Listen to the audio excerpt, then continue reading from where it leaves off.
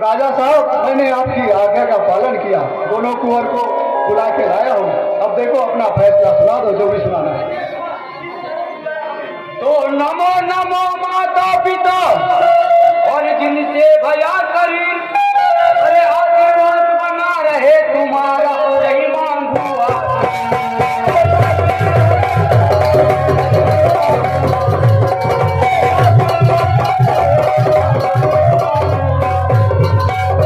तो ऐसी बात की आने पड़ी और पिताजी बुलाए फौरन, और किसी बात की मुसीबत आई, सूर्य कला है।